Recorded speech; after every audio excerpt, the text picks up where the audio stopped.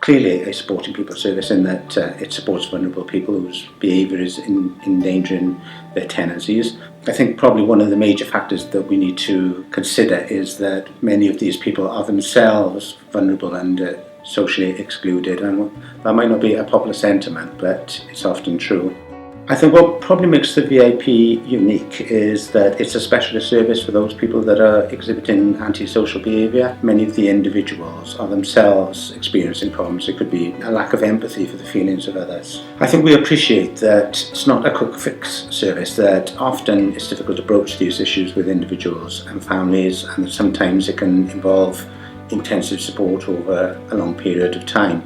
I think the work that has been done by the VIP is appreciated both by ourselves in supporting people, but also by the social landlords within Caerphilly. I think we should also bear in mind the fact that it isn't just social tenants that actually access this service. The service is also offered to private tenants and owner-occupiers.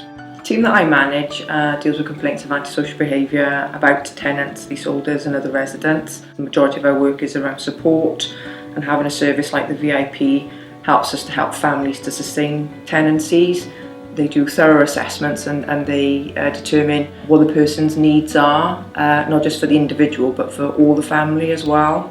It's also beneficial for the family because they live in a much more relaxed and harmonious household. Because the Valleys Inclusion Project is independent from the local authority, families seem more inclined to work with them because they don't see them as being linked with the authority, so they don't see them as having any kind of hidden agenda. So families are more willing to work with them because they're independent. They provide an outside voice that will help them provide support to them to help them resolve the issues that they have.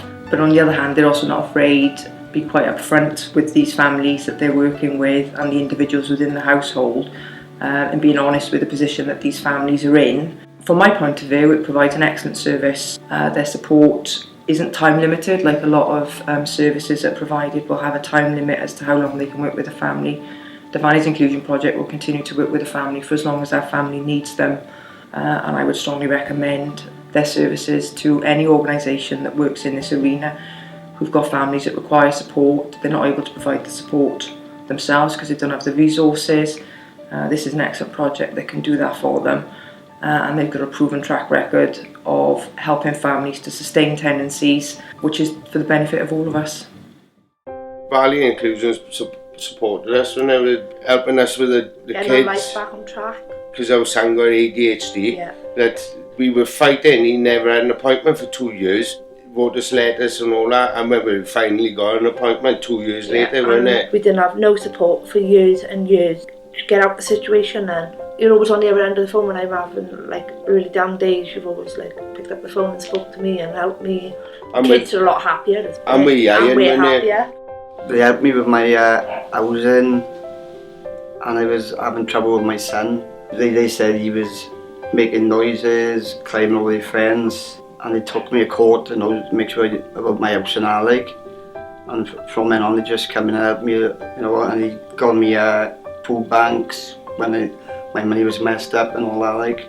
Made my life a lot easier. I can visit my wife a lot more now than I could before.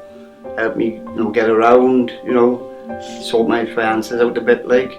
It made our family a lot happier. Yeah, immense, isn't it? Yeah, because we were really at that breaking point, to be honest. It was really tough, upsetting.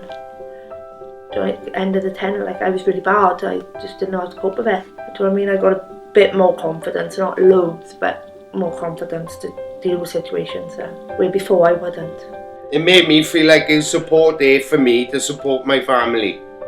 I didn't know where I would have turned to, like, because I was in a bit of a bad way, like, with my son and the housing, plus my wife as well, like. So if they didn't come in, I don't know where I'd be now, like. He was in the gutter and no one can kick him down further because he was wasting away. And since shelter helped, he's just come back up and new man. Got my life back on track, like.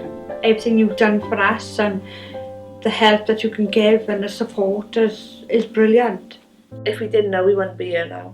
I think it just would have torn our family apart. Well, we would either been living in our tent somewhere just to make our kids happy, because my kids they like camping. Do you know what I mean? But I think we would have give up our home. The biggest part about it is the help and support you get. Kids are out playing, right? We're all happier. I'd advise anybody to go and see them. Before they come in, I was having a bit of a breakdown then, like, and then as soon as they come in, they helped me very a lot and got my health back. We wouldn't be where we are today. I think we would have been, well, you'd be homeless, wouldn't you? Yeah, definitely. If I couldn't cope, like, I would get in straight caught of a shelter again, because I know their support is absolutely brilliant. Like, I know I can't thank you enough for what you've done for me and all my family. Like, I gotta be honest, like, I owe you my life, I think, you know, like.